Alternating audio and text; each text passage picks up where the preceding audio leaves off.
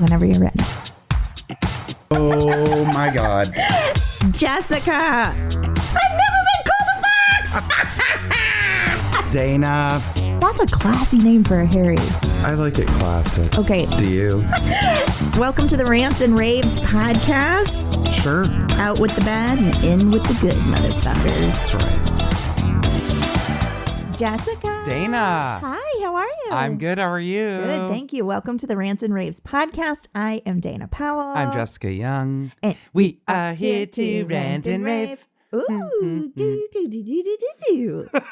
A lot of shoulder action. Remember the days of all your shoulders? Oh, man, I missed that shoulder action. It might be coming back, though, because I talked to somebody about this recently. I really have my eye on taking an adult tap class. Do you now? Mm-hmm.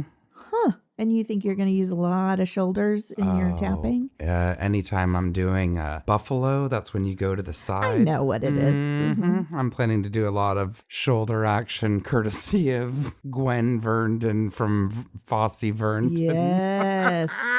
I like your shoulder action. Thanks. Jessica, you want to tell people how they can get in contact with us so they can recommend tap classes to you? Yes. You can find us on Facebook and Instagram at the Rants and Raves podcast, on Twitter at Raves_the, Gmail, the Rants and Raves podcast at gmail.com, and also through our website, the contact button. You can send us a message through there and it goes directly to our inbox. Please continue to follow us, send in anything you have to say to us to get off your chest that you want us to talk about, that you just want to comment on, corrections, happiness over something that was featured, whatever. We love it. Yeah, we love all of it. Keep it coming, guys. Rate, review, Gals. subscribe, help us grow so we can spread the goodness. Yes, please. Thank you for that, Jessica. Thank you. Oh, how was your week? It was good. I got to go back down to San Diego and work for the police again. You know, that's something we still haven't talked about. You need, maybe next week that can be your rave. Okay, totally. Because I love what you do. Jessica works with police departments and you play victims, right? This time, this was a victim for domestic violence training. To help for train officers. the officers. Mm-hmm. Yeah, it's really wonderful. I did it with you one time and it was really... You did, absolutely. It was really amazing. Mm-hmm. Yeah. Very rewarding as an actor. Yeah. Because it's cool and it's like something you can really like dig into as a character, but it's for a good cause. Rewarding. Yeah. Mm-hmm. I love it. Thank you. Mm-hmm. What about you? How was your week? I've had a very crazy week. Yeah. I am working on something that is super top secret for right now. I know what it is and it's amazing. I feel like, I'll just say this. People of our generation, I think, are going to be very excited. Yeah. Yeah. Uh-huh. So maybe I can say that. And I can say yesterday I parked in a parking spot that was saved for Mario Lopez. Is that is that a clue?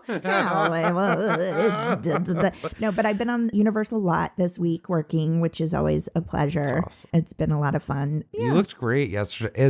A picture I saw of you maybe was hair and makeup. It was hair and makeup. Yeah. Great. I decided to post, if you follow me, here I am advertising my personal Instagram. At Dana Powell's is my Instagram. I posted a picture yesterday because Jessica, not a joke. I left the house in my slippers. I went to work in my slippers. And it was not on purpose. And my brain did not stop me. Were you embarrassed when you got there? Like, did you get out of the car and go, oh? I was still in the car almost to Universal when I was like, no way.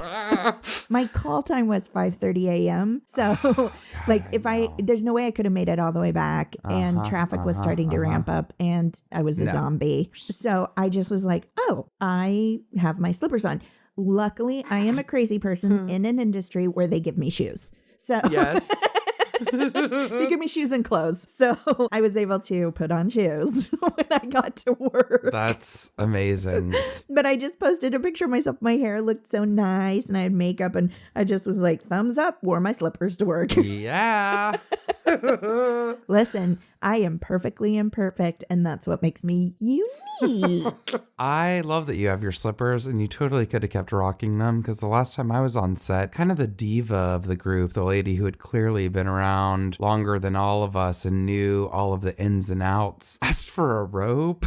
They'll give and you a robe. slippers. They will also give you slippers. While we were just waiting in between scenes, and I was like crying. I'm like, it's A, not that cold in here, and B, really? And every time she took off her high heels, and she was a stunning woman, took off the heels and put on the slippers. Oh, and yeah. I was If there's like, a new are we in deal- Joan Collins' boudoir right now? You must think I'm a diva then, because if there's a new deal or a turnaround they have to set up, I'm like, slippers. Why do you think I had my slippers on in the first place? Because they was going to work with me. But I think that's awesome. I, of course, would never ask because I'm too scared. No, and I would used to be that way too, but everybody does it. You get to a point where you're like, oh, well, Ashley Tisdale wears slippers every day. I guess I can too. I also wish I knew that was a possibility. So especially when you're walking between the set and your trailer, Oh, for sure. maybe I won't fall down the steps of the trailer again like I did last time Shut in my up. heels. Oh, I Did can't your walk heel- in heels. Did it get stuck in the steps? Yes. Because they have those holes in them. And I went flying. And I And even they're saw high. the assistant AD was there, and she goes, Oh, I because they're saw like, the look in the gasp. they're like, you're going to ruin our day. Yes. We'll have to call another actor. She's broken. Slippers. I'm just going to bring my own. Then I don't have to be embarrassed. I always to ask. bring my own, but usually in a bag, not on my feet. Yes. I love it. That's perfect. So anyway, it's always a pleasure when I get to do what Yeah. I love to do for a living. So that was nice. That's awesome. Yeah. You booked another acting job, and I booked a colonoscopy. Yeah! Oh, Jessica. Do you want to talk about that more? or No. should we just move on? I'm just talking about the fun times of life. Well, listen, we all want something to look forward to. It's good that you're doing it. It's good. I know. I'm proud of you. Hilarious. We all have to do things that are invasive at times. Yeah, so we'll just mention one more time before we head into raves. Am I getting better at transitions? Oh, and you're no. getting positive too. We're going into rants. Oh my gosh, you're right. I was making fun of Jessica because We both have raves on the brain. I know. Apologies for last week's late post. I procrastinated as I am wont to do, and then my call time was 5:30 a.m. and I was like, I can't do it, Jessica. You also had lines to learn the night before, did. and that's all that I would have been able to think about, and rightfully so. So I apologize for getting the episode up late last week, but what was that bringing me to now? You said before we get into our... Yes, we're going to talk. I wanted to remind everybody, please send us more rants, more raves, everything. Like, we haven't heard from a ton of you lately, and I know it's a busy time of year for everyone, but this is all of us, you guys. We all have to keep this ship going. We're all in this together. Otherwise, you're going to listen to me talk about how I drool on myself and Jessica talk about how she has frogs in her throat all the time. So... And thank you, Jessica, for your patience with me on getting. Oh my God. No. Thank you for being able to do that after the week that you had. Well, that was you're very impressive. You're such a treasure. You're so patient with me. Stop it. I'm kind of a train wreck. But anyway. You are not. It makes me unique. So I was making, I know what I was going to say. I was making fun of you because when the episode first went up in the notes, so Jessica is amazing. She always writes out our show notes and I would be like, this episode makes us giggle and that's it. But Jessica is so detailed about each episode and so funny. She comes up with our show titles. She's just such an amazing partner. And she labeled everything last week when it first went out as raves. All of our rants said rave number 1, rave number 2. So I was making fun of her.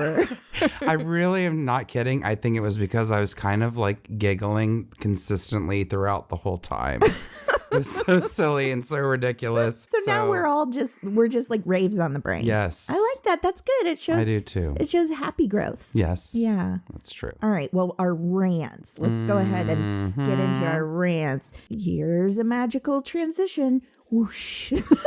I don't know what to do about that. I'm clearly the worst at transitions, which doesn't bode well for something I'll mention later in the episode. We'll bring it up again, I'm sure. That was like an organic opening to an improv show back in your youth, right? What if you and I just opened every show with like a sound machine? Oh my God. Beep, boop, beep, boop. Now you add beep, boop, beep, boop. Add at home, guys. Oh my God. Everybody's like, what are they talking about? Stupid improv nerds. So stupid. I think you're up first for rants. Okay. So my rant, I'm going to say, is also maybe kind of a public service announcement. Okay. This is something that made me angry. I'm really going to keep myself in check because I think I released a lot of my anger last night. But I really want to bring this up truly so that everybody is aware of things and you double check stuff for yourself. Mm-hmm. It's so important. So like I went to pick up a prescription yesterday at the pharmacy and they had the wrong prescription for me. Ooh. And I thought about the fact, I'm like, what if I'm somebody that maybe didn't speak English? What if I'm somebody that maybe was elderly? What if I'm somebody that gets confused? Some people are also on like 30 medications and it's hard to check every, Totally. Now, I will have to give you a little detail or you'd wonder how I knew it was wrong other than the obvious with the name. But I needed to pick up something for a prep for my colonoscopy. Okay, people?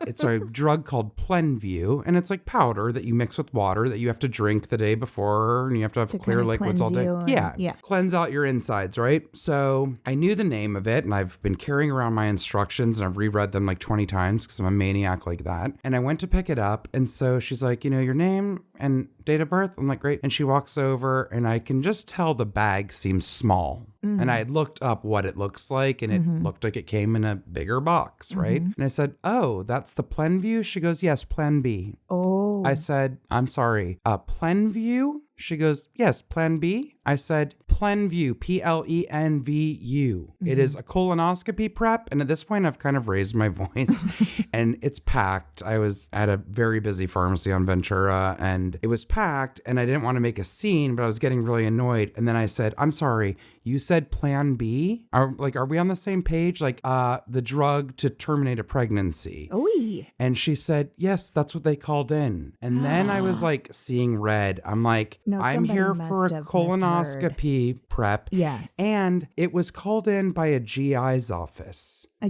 doubt that. Yeah, somebody misheard. So again, I'm not going to go on a crazy diatribe about this. The good news is I didn't accidentally take the wrong medicine, but that did happen to me once in college. That's a different story. I was given a wrong prescription in college once, and there were some ramifications from that. I was so livid, and I thought, okay, and there's no checks and balance. Like nobody goes, this kind of drug called in by a GI and not a GYN or whatever. Like, right. I think if it was a smaller pharmacy, like my sister was a pharmacy tech in a small town, she was often aware of that and she knew her patients so well, of course, that she knew what they were on and stuff. But if you were a giant pharmacy here in Los Angeles, I don't think when you go into a pharmacy in Los Angeles, it's literally this giant room, ceiling to floor of bags of prescriptions. It's kind of crazy. It's crazy. And I will tell you this, truly, I love the pharmacists. There's 2 pharmacists at the one I go to. Really like them both. They always remember me, even if I haven't been there for months at a time. The techs are all great. Everybody is working their butt off. My first complaint is the places are understaffed. Absolutely. It's too big. Every time I go in there, the phone is ringing off the hook, either from patients or doctor's offices. The pharmacist is literally typing, filling, doing all this. So are all the techs. Yep. And the girl kept, to her credit, one of the pharmacy techs kept going, thank you all so, like loudly, thank you all so much for bearing with us. We'll be with you as soon as we can. Oh, that's nice. She always recognizes it and calls it out. So it's like, they're understaffed. Also, it my office had messy handwriting, my doctor's office?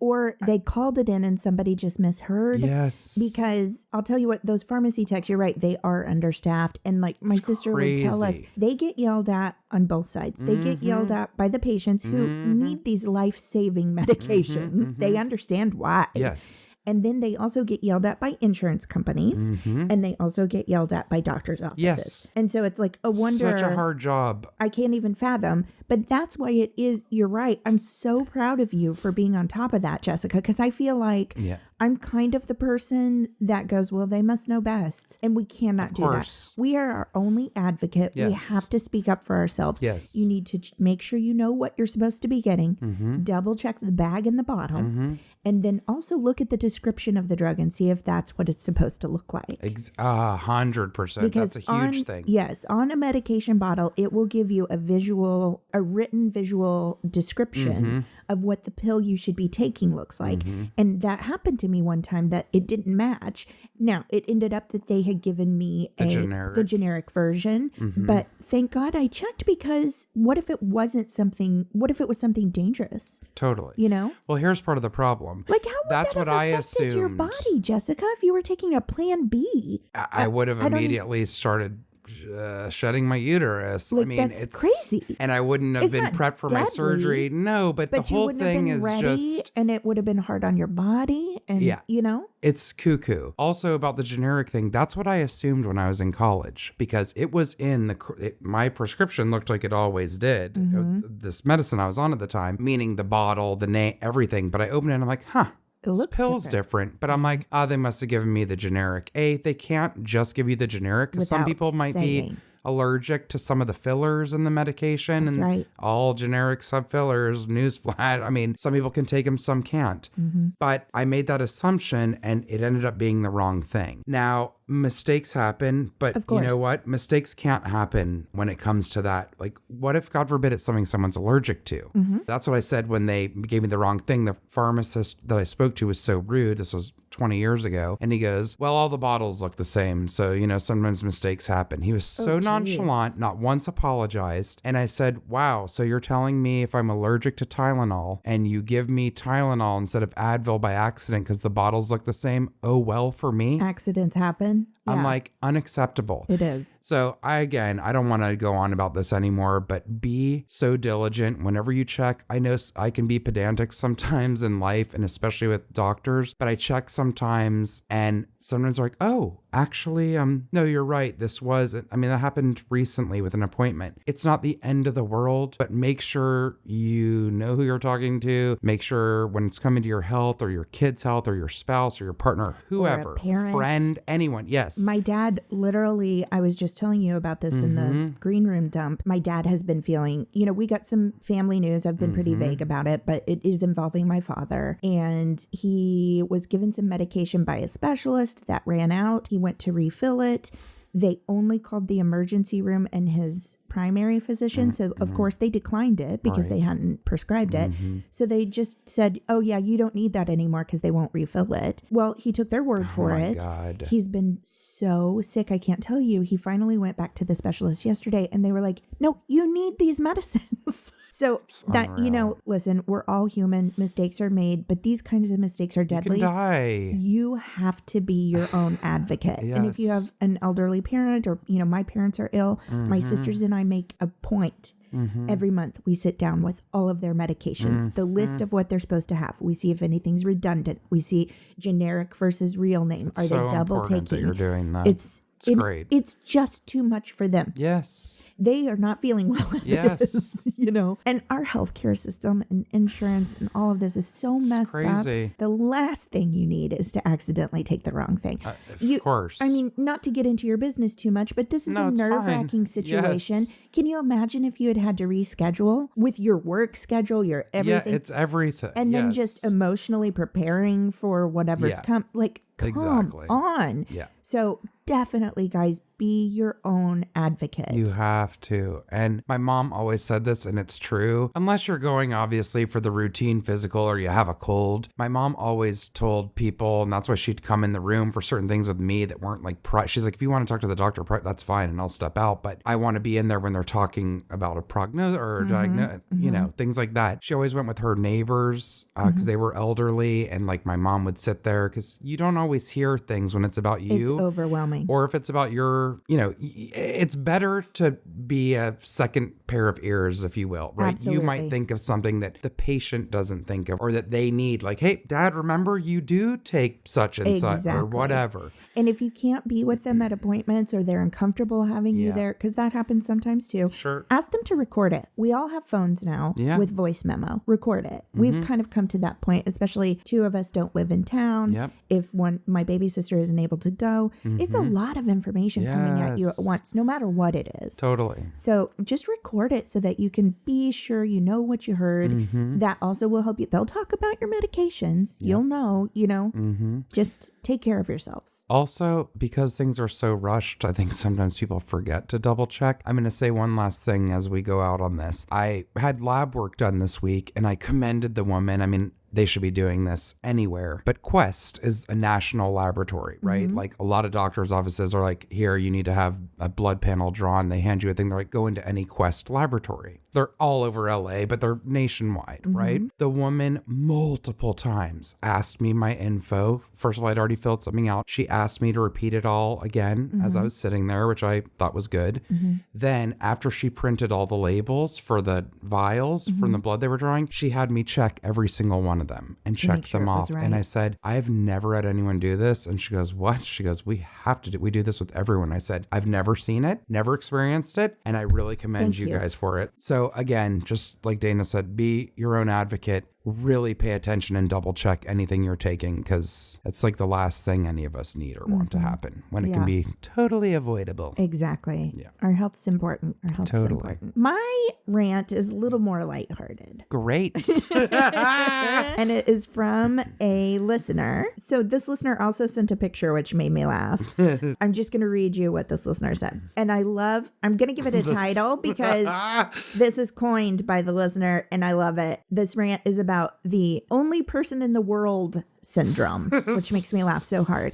I just need to get this off my chest. Perfect. We're the place to come. Yes. How do people become so entitled in public? I understand how people have entitlement issues in private. Their parents always catered to them, etc. But in public, you aren't given that same skewed perspective. How do people think it's okay to block the lane of traffic from passing because they need to load their groceries into the car in front of the store? See attached photo. No. She attached a photo I'm making assumptions, but attached a photo that was a car parked in the middle of the road in front of a grocery store loading their groceries from their cart, which was in the opposite lane of traffic. And note the driver just sitting on his ass outside the door. I can't. And then there's a man who calls himself a parent at my kid's school. He drives a minivan decked out in dad bumper stickers, including one that says all pro dad. This professional father blocks the intersection of the parking lot regularly so nobody can get through. He does this to avoid walking the 3 extra steps he would take if he parked at the sidewalk. I've said something to him twice now, and he thinks it's completely okay because he's taking his kid into school. What a jackass. All caps. If this wasn't at my kid's school, I would let the air out of his tires. I have never done something like this in my life, but this man makes me want to do it.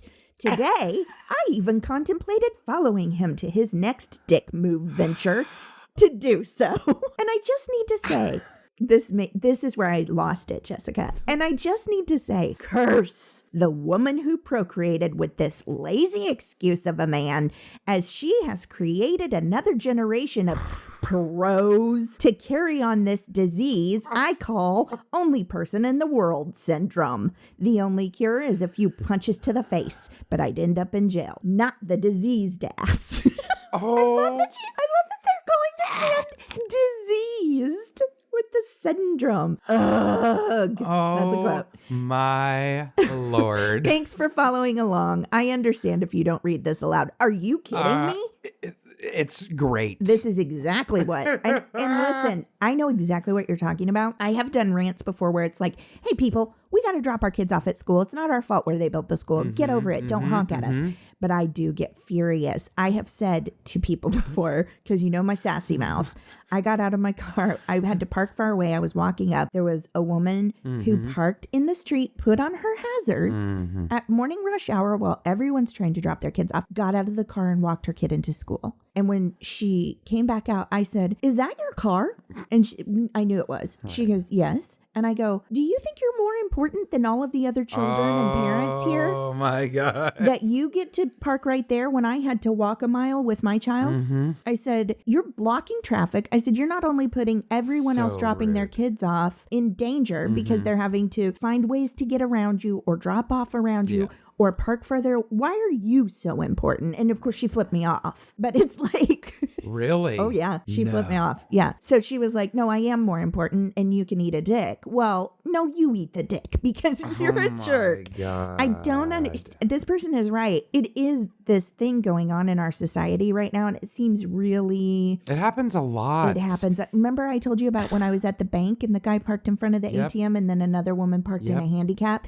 It's like, That's not okay. It's not okay. And you're fine. I understand if you're in a hurry. Guess what? It's LA. We all are. Everybody's in a hurry. And I don't care if you're the Queen of England. Yeah. That's why actually, by the way, you're not better than anyone else. Now when I see people getting crazy like that, I'm like, you know what? Especially if I'm not in a hurry, I'm like, I'm just going to hang back or I'm going to go to the other side of the parking lot because I don't want to be around people who are acting cray. Do you know what I mean? Horrible. Like this grocery Rushing, store. entitled, all of it. It's the picture that this person sent along with it, literally that person's blocking all lanes of traffic to load their groceries. Yeah. As if they're the only one going to the grocery store to actually buy groceries. Correct. We're all just looking at the food in there and we don't need to get it to our cars. Exactly. What are you talking about? Yeah. You know what I mean? And I'm getting so upset right now. It makes me mad because if you are that problematic that you need your car at the door to put your Use groceries, Instacart. thank you. Go online, order your groceries and pick them up at the pickup door. Or get them delivered. Or have them delivered to your home. Right. Because if you're that special, then get out of my way. Get out of my way. I don't have time for your entitled ass. Oh my God. Yeah. And what was the thing about the pros? Oh, he had a bumper sticker that said pro dad. I'll tell you what, a pro dad, you know what a pro dad does? Gets up early enough to park where all the other parents park and walk their kids into school. That's what a pro does. Daddy. I can't. And why? Daddy. The parking lot, dude? You're blocking the parking lot. Yeah. Teachers have to get in there. I know. Daddy. Actually, do you know what? I can't believe that this is just now coming to mind. This happened to me a few days ago when I was in San Diego. I was driving down there. I had to go to the bathroom so bad it wasn't funny. I pulled over at In-N-Out because I thought it would be a safe place to go into the bathroom and remotely clean, right? Sure. I park my car. I get out. There's a crazy person doing something which is causing alarm, already setting me off. I kind of waited and debated getting back in my car and going elsewhere. And I'm like, I'll pee in my pants. I can't. Yeah. I came back out from using the bathroom and someone was completely blocking me, like a T-bone style, right? So they're parked. Like double parked behind you? No, they're literally parked directly behind my car, but I'm in vertically at the parking spot. They are, I love how I'm doing a diagram like you guys can see me. Dana can. My car's in vertically. The guy is behind me horizontally, but completely blocking my car. And there's cars on either side of me. So I couldn't get out if I tried, unless, Inspector Gadget suddenly appeared. Oh my God. So I was standing there and also I felt a little unnerved because I was like, just something about it felt a little sketchy. Yeah. And they were transporting stuff from one car out of the other. And I just thought, I want to get the hell out of here and out of this parking lot. I was on edge when I got here. What do? I don't want to say anything. Oh my God, I'm going to say something. I'm going to say something. I hope they don't kill me. Oh my God, can you please move your car? I need to go. And they were like, oh, yeah, sorry. But they, of course, finished what they were doing, loading and reloading the cars and then moved as I stood there on pins and needles wondering, is this like some kind of gangbanger who's about, because I'm serious. Like it just was a super sketchy situation. I don't like. Felt like the Twilight Zone. It's crazy. The In-N-Out was packed, by the way, but nobody could see me. There's no windows in the parking lot out where I was. So I'm like, wow, there's like 100 people in there. And if I get killed right now, no one will know. Oh my God, Jessica. Or be able to help me because somebody thought they could just park behind me and be entitled. Right? Or how about, so we live in Los Angeles. There are a lot of apartment buildings. Yes. When somebody goes to visit an apartment building or pick someone up from an apartment building out here, parking's a nightmare, right? I get that. Yes. I know it is. Don't be friends with that person because you cannot stop in the middle of traffic where thousands of cars are trying to move by you with your hazards on and wait for your friend. Yes. I don't care if you're Uber Eats. I don't care if you're going to a charity event. Park your stupid car and get out of our way. People do that all the time too here. The time. They put on their hazards and it's not because something happened. No, Nobody's they're a not creep. broke down. where you're a lady and of course you can't carry this armoire out to your car. No. These are people just idling and waiting on very busy streets, and waiting for someone. On their phone, waiting for somebody to come out. Go around the damn corner. Go around the block. If your friend isn't good enough to be out there waiting for you, find new friends.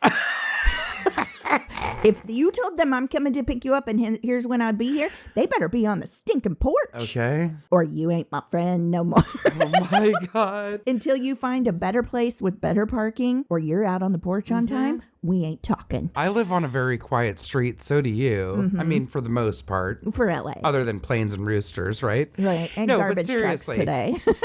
I always wait outside if I know someone's coming over, even just because I feel bad. And there's plenty of room, just like on your street, for people to drive by. Even if I was sitting there, I still feel bad because I know one of my neighbors that drives her crazy when she hears cars idling outside. Ooh, I got worked up over that. Oh my God, I know. Thank you for that rant. I clearly needed to get it out. Thanks for the picture. Yes. And if you are one of these people, shame.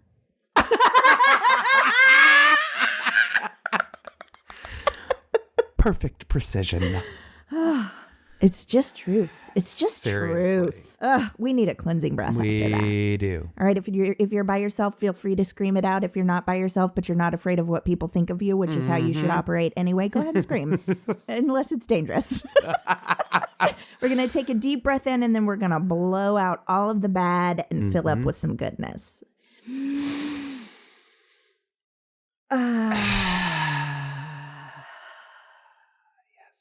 Every grocery store almost offers delivery or pickup now. And also there's Amazon Fresh. Okay, I got it out.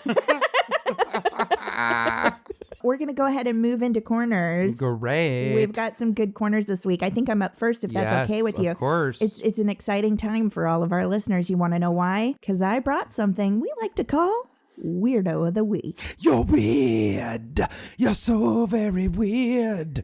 Why must you bring your weirdness here? God, that is a beautiful Why song. won't you ever sing it with me? Because I feel like it's yours. I don't want to steal. I don't want to steal from you. No. That belongs to you. I sing it in my head. Don't you worry. Oh my God. Here we go, Jessica. Okay. Man requests trial by combat to settle legal dispute with ex-wife. Now, I had this on hold for last week, so it's about a week old. You may have heard it. I apologize if you do, but it's a story worth retelling. Does he play D&D? I don't know. He has to be like a Renaissance fair guy or something. I found this on my favorite Oddity Central. Like I said, I had it stashed away because I felt like last week the DIY chastity the lug nut. The lug nut beat the trial by combat. But here it is. God. A Kansas man made international news. Ooh, good for him. This week after it was revealed that he asked an Iowa court to approve a trial by combat so he could meet his ex-wife and or her attorney. A bunch of attorneys are really going to step forward for that. On the field of battle, David Ostrom, a 40-year-old man, old enough to know better, from Paola in Kansas, asked the Iowa District Court in Shelby County to give him 12 weeks lead time. What? This is amazing. He needed 12 weeks. To train? Jessica, there's something that comes before training. He needed to forge his own Japanese katana. I cannot. Is this my husband's doppelganger? And wakizashi swords. He needed time to forge two of his own swords. Okay. So that he can meet his ex-wife and her attorney on the field of battle where he will, this is a quote, are you ready? Render their souls from their corporal bodies. A fancy way of saying kill them. Jeez Louise. I mean, definitely there's some RPG, like something, right? What's RPG? Ooh, role-playing games. Oh, okay. You know, like the people that meet in the park. And yeah, or I think of LARPers. LARPers, for sure, live action role play, yeah. Okay, so Ostrom, he doesn't have any experience in sword fighting. I'm sorry, did you hear that, Jessica? He doesn't have any experience in sword fighting. But he told reporters, even though he doesn't anticipate a favorable response from the court, he still wants an answer to his request. No. He's just looking for attention then. He wants attention and drama and to draw this out for his wife that he's angry, ex-wife that he's angry at. I mean, it's like people on death row. Did you ever hear about the guy? So when you're on death row, when you're being executed, which we won't get into that politically, but you can ask for your final meal and you can basically have whatever you want, right? Well, there was a person, I don't think it was in the United States. I read all of this stuff and I know it's bad for me, so I try to block it, but I don't remember where it was, but it was a murderer asked the final meal to be a little boy. And he said he didn't care if it was a terminal little boy to eat as long as it wouldn't make him sick. What? Yeah, my point is people are crazy. I can't. Somebody help me. People are crazy. And lady, let me tell you something. If you are trying to divorce a man who wants to forge a katana to meet you on the field of battle or expects your attorney to, you made the right choice, my friend. Okay. Get a divorce. Yeah. And a restraining order. Yeah. And move. And change your name. And go into witness protection. Holy crap. And forge your own sword because you need protection. I'm just flabbergasted. That's a case for somebody to get that stupid flamethrower that Tesla invented. Oh, yes. That'll shut him up right quick. And it's also like, dude, you're wasting people's time and money when there are actual like proceedings that need to be happening. You're crazy. Get out of here. That's like Judge Judy. I wish they had gone on Judge Judy. God, actually. yes. She would have shut that down. Mister, if I wanted bologna, I'd go to a butcher. Oh my God. She does crack me up. I know. She's very sharp. She has some real zingers. She does. She does. She was meant for law and entertainment. Found an earring. It's going to make me crazy if I don't hand it to you now that's while one of my favorites. Where's the other one? I don't know. Oh, boy. It's right by the movie. This is why I learned how to make jewelry, because I lose everything. No, me too. Oh, well, I'll find it. Okay. Thanks, it was very Jeff. pretty. Thank you. No problem. Yeah, I hope it's not the last time I wore them. I leave jewelry all over the place. I do too. I'm like, I'll just take it all. I don't need to go upstairs. And then I'm like, where'd I put that? You've sat on my toilet. Do you see all the earrings next to it hanging from a shelf? No, there was one pair hanging and they're lovely. They're like gold trees. They're very delicate. Yeah. But those actually look very artful there. Oh, thank you. I put them I don't there know where the others are. They're gone. I hate to tell you. I know. I hang them there because when I wash my face, I take them off. Yes. I cannot have jewelry on when I even just washing my face or showering. I can't have anything on me. No. Not even earrings. Well, I'm a freak like that. I don't wear earrings really, so it doesn't matter. Well, I guess I'll stop my jewelry project for you.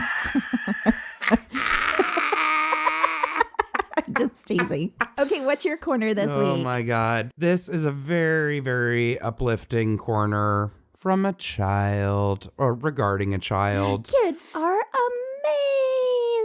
Yes. Corner. Boy was inspired to become youngest yogi in U.S. after seeing how yoga healed his mom after chemo. Wow. At just 7 years old, this boy was inspired to become the youngest yoga teacher in the United States and one of the youngest in the world after he saw how the ancient discipline helped his mom recover from chemotherapy. Now 14 years old, Tabay Atkins teaches 3 classes a week and holds 7 different yoga teacher certifications. Okay, first of all, I'm going to have to stop even just with that. One of my closest friends is a yogi, and I know how hard yoga training is. I have a few friends that have become certified. I went to goat yoga and I thought I was going to die. And there were cute little goats everywhere. But when they do teacher training, it's like, it's for 10. months at a time. And every weekend they're there for hours. And I mean hours, not like, oh, do a little breathing. And no, they're doing full yoga sets for hours, a break, and then going back into the sets. It's very physically and mentally I don't want to say taxing. That's about yoga is amazing, but it's intense, right? Sure. And a lot of things can come up, and in a good way, it can help loosen things up and get them out of your mind and body. So the young yogi was devastated to watch his 40-year-old mother, Sahel Anvaranejad, struggle as she underwent chemo and even shaved his head in solidarity when she lost her hair. Oh, baby. So sweet. When he saw how yoga helped her to walk and find joy in life once more, he was determined to help others find the same healing on the mat. My mom beat cancer, and 2 weeks later, she was introduced to yoga. She was able to walk on her own, and things that used to stress her out out didn't matter as much as they did before. That's when I decided to be a yoga teacher. I wanted to teach yoga so I could heal people the way yoga had healed my mom. In September 2012, doctors told Sahel she was cancer-free. After being broken down by the chemo, however, Sahel worried about how she would build up her strength. I had been very active. I did Pilates 5 times a week and I went to the gym. But before my diagnosis, I judged yoga. I assumed it was for people who wanted to sit in a dark room with their eyes closed. I thought, no thanks, I'll get a workout. But Sahel's mind changed when an acquaintance who had supported her during her cancer journey turned out to be a yoga teacher and started teaching a teacher training course. I walked into the gym and she was sitting in the lobby with 8 other people who had been doing yoga together, and they had huge manuals in their laps. She told me she was starting a 200-hour teacher training course. I laughed. I had barely done yoga in my life. I couldn't walk or bend my knees. I was still bald with no eyelashes, no eyebrows, no hair. She just said, this is meant to be. Sahel admitted at times she didn't think she would complete the course, but Tabay was at her side. There were so many times I wanted to leave. Tabay was by my side the whole time. I didn't have anyone to watch him. The training was 2.5 months long, and in those months, I was able to walk again. I felt like I could take a deep breath for the first time in years. I thought, this is life-changing. And then Tabay said to me, I want to be a yoga teacher so I can heal people the way yoga healed you. Bawling. Okay. Oh my God. Tabay received his first yoga certificate at 7 years old, underwent the same 200-hour teacher training when he was 10. What? It was me and 4 adults, he recalled. It was very intensive teacher training. At certain times in the training, they wanted to give up, but when they saw me, a 10-year-old, doing it, it made them think they could do it too. Yes. Tabay now has 7 yoga teacher certifications, including aerial yoga, restorative yoga, and yoga for those on the autism spectrum. What? I love this kid so much. Yes. There's so much. I'm just going to say a little bit more because I could go on and on. This article so long about him, and rightfully so. The youngster splits his time between 3 classes a week, either at his mom's studio, Care for Yoga in San Clemente, California. She has her own studio. Or in resorts and schools in Maui, Hawaii. Additionally, he has taught yoga classes all over the world, including in the UK, France, Australia, Mexico, and New York. He's adorable, by the way. That's him. Holy cow. What a cutie. So he says, at my mom's yoga studio, I teach some donation-based classes where I donate all the money we make to helping people who have cancer. Good God. He added, some students are shocked to walk into class and learn that their teacher is a 14-year-old. I mean, look at him. Come on. And that's his mama. They're so cute. They're adorable. But this really... They're inspiring is what they are. This really pulls at my heartstrings because I know sometimes, in particular, any kind of first responders, a lot of times like the child will want to do that because they're inspired by their parent. Right. Or if people have lost a parent in the line of duty or while they're serving, they do that to honor them, or they say, I want to help people the way my dad or my mom did or whatever. The giving back factor with this kid is beyond It's incredible. And that he's got certified in so many different things, like all of these different therapies. I don't even know what restorative yoga is, but I'm going to look it up. Yeah. And can I please tell you too, like, I'm an adult and I'm terrible at homework. My therapist actually said to me, you don't do well with homework, do you? And this kid has gone through all this training. It's crazy. Wow. It's so special. And for him to work with other kids. Amazing. I love it. It made me think. What a beautiful story. It is beautiful. And it made me think about, I've really been, doing a lot of self-reflecting and trying to remain spiritually and mentally balanced in this time of kind of turmoil within my family. Sure. It's very scary. And, reading a lot about how we never want to hear this, but how our journey, no matter what we're going through, how tragic or painful it may be, is leading us to our next step. And this is such a perfect example of that. The trauma that they went through and the fear and the pain, that's a scary thing. Yes. But holy cow, it led them to their life purpose. And there is something very magical and beautiful about that they were able to. I mean, I think of them like both he and his mother, like a phoenix. They rose from the ashes and they are making a difference. Absolutely. And it's really cool. I love that. And for people to want to give that to others. Right. I mean, again, I always say, sometimes we have to remind ourselves we think things are so bad. And yes, we're all allowed to feel sad and things are bad. Yes. But I always say, oh my God, it could be worse. Doesn't mean I'm not allowed to be sad. Doesn't mean we're not allowed to be scared, anything like that. But helping others, or maybe if one person can maybe not have to suffer in the same way that you or someone you love did. Worth it. Or if it can change and stuff like that. To be able to take that bad experience and turn it into something really special and precious for others. Yeah. Some people can't use a grocery cart to take their groceries to their car. And then this small child is like changing the world. Yes. Come on now. Seriously. Come on now, pro dad. Get it together. This kid is a pro human. Exactly. Okay. Yes. You could take some lessons from him. Uh-huh. I mean, if we're being honest, I could take some lessons from him. That was beautiful. Thank you. I know. Thank you. I'm going to go ahead and start off raves. I'm going to kick them off. Do it. Because this is kind of a special one for me this week. So I think I've mentioned that I was going to be whatever. I guess so. I'm not a celebrity, but sometimes I'm in the public eye. So I'm hosting a gala event. Yes. They got a celebrity to do it. They didn't get Joe Schmo from the local Amico to host the event. Okay. Well, I'm very excited. So I've spoken before. I've worked with a couple of different organizations. Art of Elysium is one here in Los Angeles that we really love. I've worked with them a little bit. I've worked with young storytellers. Yes. My TV son, Marcelo, he plays Calhoun on Modern Family. He is a child ambassador for an organization called mendingkids.org. They asked me if I would host this year their gala event to try and raise money, which I'm very nervous about. You're going to be great. Very excited. I think it's awesome. And my son will be there. My pretend son will be there. He's giving one of the awards of the evening, so it'll be a lot of fun. That's so cute. He doesn't get nervous about anything. He'll support me. Oh my God. He's such a doll. I love it. But this is called mendingkids.org, and let me tell you a little bit about them. Mending Kids gives sick kids life-saving surgical care while advancing education and training towards medical sufficiency in their communities. Since 2005, we've mended thousands of children in over 64 countries, including the U.S. So they do mission trips.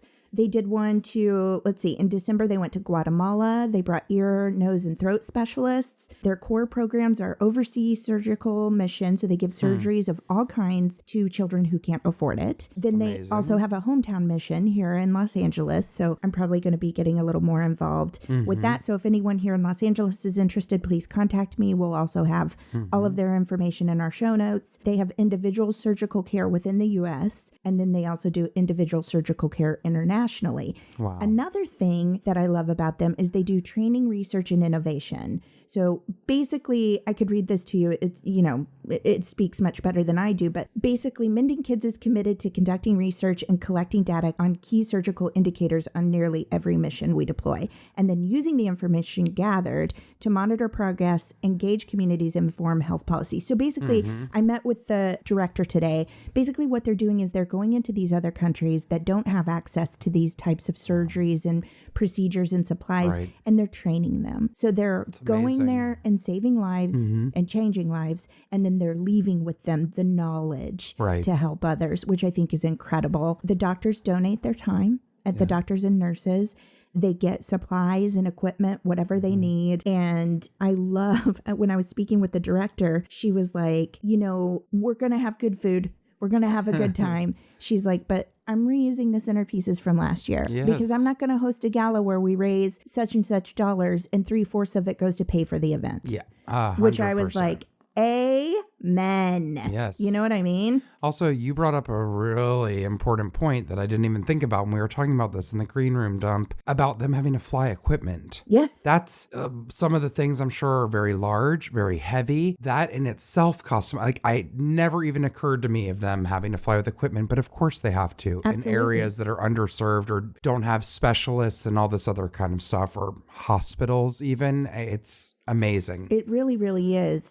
All of this is provided for free worldwide. It's deploying volunteer medical teams, educating communities to become medically self-sustaining. That's the words I was looking for. Our volunteer medical teams donate their time and services to care for children while educating local medical staff. So it used to be, let me tell you about how they got started, just because I'm really excited about this. Yeah, as you should be. The vibrant and significant history of Mending Kids International began with our founder and devoted full-time volunteer, Chris Embleton, almost 30 years ago. So they've been doing this for a while after the tragic passing of Chris's adopted daughter just prior to her first birthday, when $5 worth of medicine would have saved her life. Oh my God. Which is what we were talking about earlier. Yep. Chris set out to make certain children around the world had access to life-saving surgeries and medical care. By building relationships with local hospitals in Southern California and third world physicians, Chris was able to bring children to the United States for surgery and provide treatment to others through annual medical missions abroad. She formed her own international nonprofit called Healing the Children, which is now running in 14 states. In order to expand the mission in California, Chris and her local board of directors broke away in 2005 to form Mending Kids International. Chris will always be such a special part of our daily mission to help children around the world receive transformational surgeries to live normal, fun childhoods. So they do everything from like cleft palate, heart surgery, brain surgery. I mean, it's an incredible organization. I'm very, very excited to be representing them. Isabel Fox is the executive director of the organization. It's amazing. The gala event, if you are in Los Angeles, will be at the Skirball Center. Oh, you're so lucky. It's so cool up there. Saturday, February 8th. If you don't... Will they have that info on the site? They'll have all the information on the site, and they'll also give you the info on what upcoming missions they're doing. So they're doing about 12 missions a year for various different, sometimes ear, nose, and throat specialists, sometimes cardiac. Yeah, exactly. So anyway, look them up. Again, that's mendingkids.org. Isabella is lovely, and I'm very excited for what they're doing. And also, we always say their organization, she said to me at the table, and I said, you don't understand, you're speaking my language. She said, we're not Doctors Without Borders. We don't have the same celebrity and clout and money. We're constantly writing, trying to get grants, everything we possibly can. We're fighting tooth and nail for every single penny because these children deserve it. Right. And so I just think what they're doing is amazing. Thank you, Isabel, and to her entire team for involving me in this. I'm going to try and see what I can do with their organization further beyond this. We talked about maybe me going on a trip and a mission trip and seeing what they're able to do and how I might be able to provide some comfort. Anyway, I'm just really excited about it. I think they're wonderful. Check them out if you get a chance. Yep. And thanks to all of the doctors and nurses that donate their time. Thank you, because they don't have much free time. No, it's amazing. Thank you, Dana. And I can't wait to hear about that. I'm excited. It's really exciting. And the attire, you guys, just fabulous. That's the word she gave me. She was like, so for attire, this year we're just going fabulous, whatever that means to you. Then maybe you're going to need to get that hat. Billy Porter. Did you guys see that hat? It looked like a lampshade with what would you call that? Fringe. Beaded fringe. Beaded fringe. But then it opened up like a freaking stage curtain. Oh, God, it was to reveal amazing. his face. At the Grammys. Come on God, now. I love it. I did too. That is fabulous. That deserves this. Yes. And I don't say that very often because I feel like I'm not appropriate to say it, but that is a yes. It's a yes. It absolutely is. Oh my God. My rave this week also happens to be a local Los Angeles organization called Taking the Reins, REINS, takingthereins.org. They are an organization that encourages girls in Los Angeles to act boldly with courage and confidence through experiences with horses at our urban farm. Taking the Reins was founded in 1998 by two horsewomen who recognized the extraordinary potential of an equine-based educational program for LA's most under-resourced urban girls. Wow. So here's an example of some of their programs.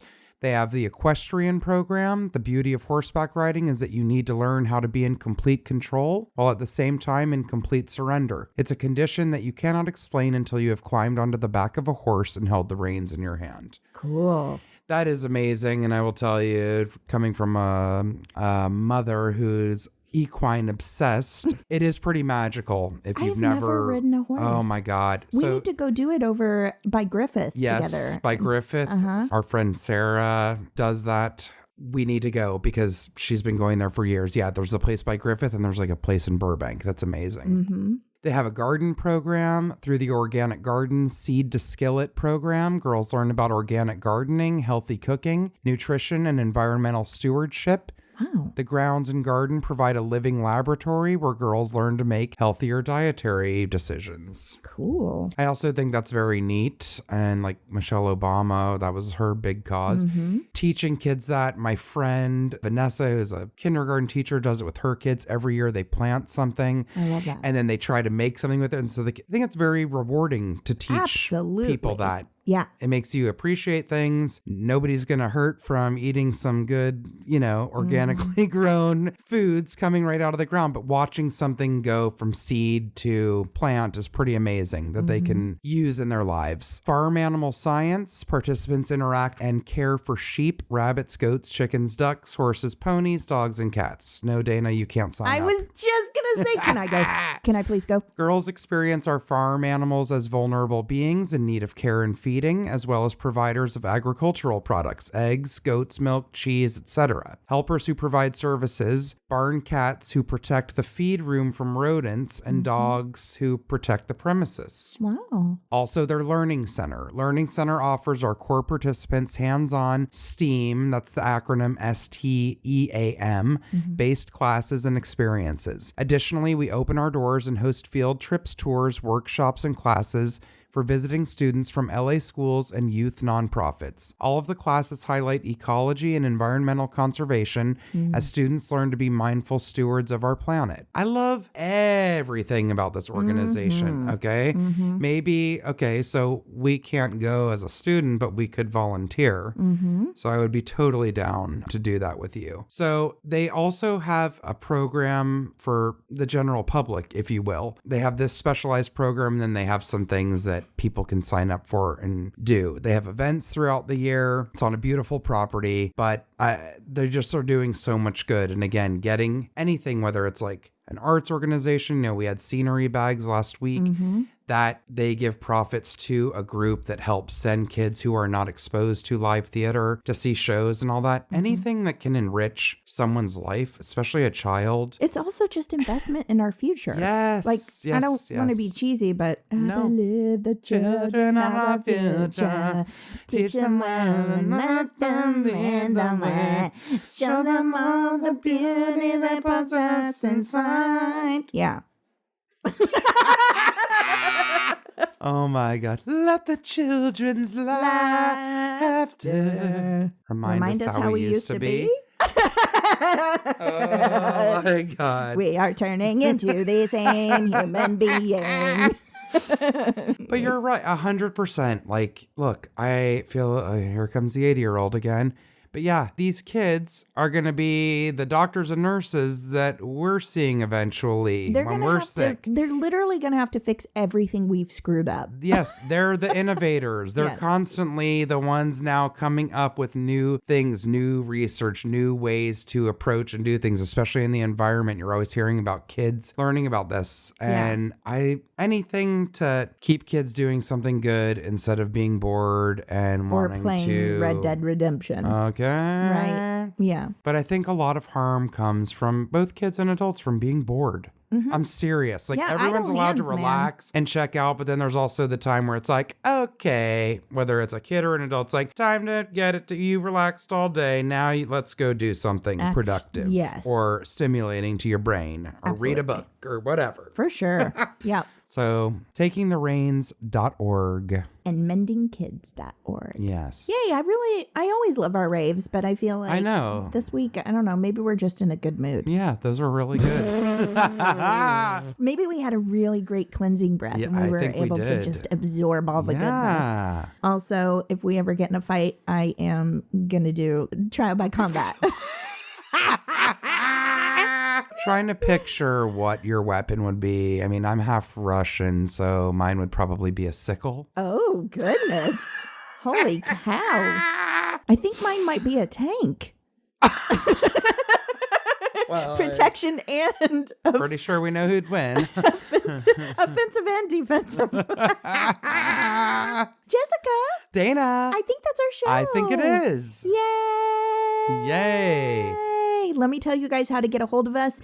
Again, we're going to say it, guys. We don't always have the money to help with everything we would love to. Right. But there are many, many ways you can give back. You can donate money, you can donate your time, or you can just spread the word. So that's what we're here trying to do. We try to walk the walk, walk the walk and talk the talk. We give our time when we can. Absolutely. But this also is a way for Jessica and I to help spread the word and give back. Absolutely. So please, please, please send us all of your rants, of course, but also your raves. Even if it's just a good news story you love that gave you tingles, even if it's a hometown organization, it could inspire somebody else in another town. Give it all to us, guys. I'm amazed from the amount of things that people have sent into us. It's always stuff that we have never heard of. Which is and by the way, I don't care if we have heard of it. There's no harm in that. Sometimes we've also forgotten and it's not on our radar.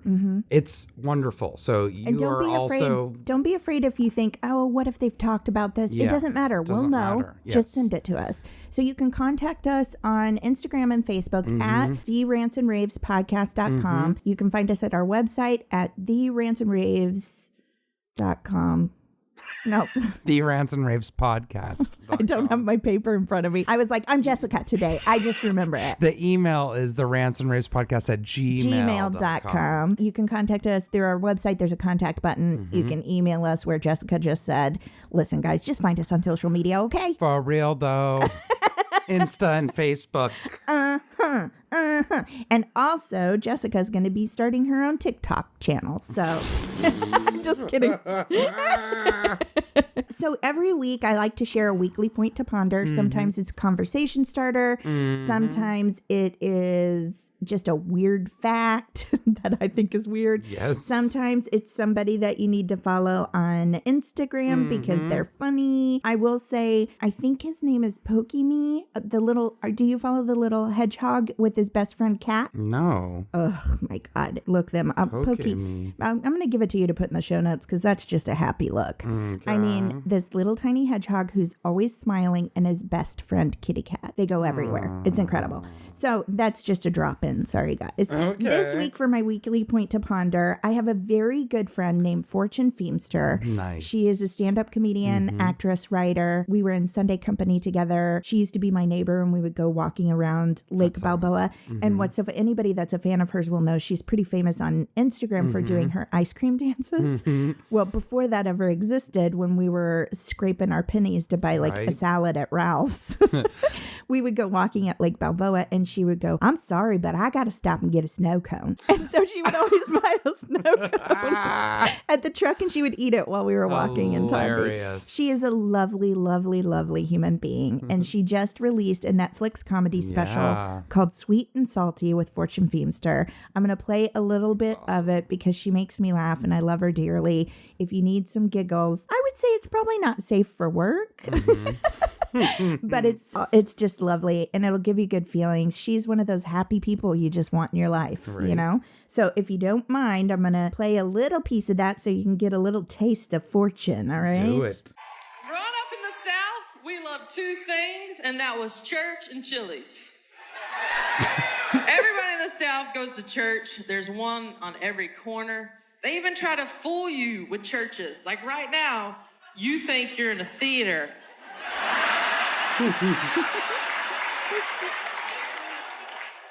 But the reward for going to church is that then you get to go to Chili's. And Chili's in my hometown was the fanciest restaurant. It was so fancy, I referred to it as Chile's. Oh my God, she's fancy like you. I grew up Methodist, which is considered Christian light. Yeah, just a little dab will do it. Just a little bit of Jesus, that's all you need. And all that we cared about was that the preacher was done with his sermon by noon so that we could beat the Baptists to the Chili's. So check that out if you just need some giggles. It's free on Netflix. Sweet and Salty with Fortune Feemster. It's awesome. She's a wonderful, wonderful human being, and she'll definitely make you smile. So we're going to be back next week, I guess, you guys. Yeah. Yas. Yas. I'm not allowed to use that. I am not cool enough. Why? I'm not cool enough to say yas unless it's referring to that amazing hat that Billy Porter had on. We hope you guys have a wonderful, wonderful week. Yes. And we'll be in your ear holes next time. We will. Bye. Bye.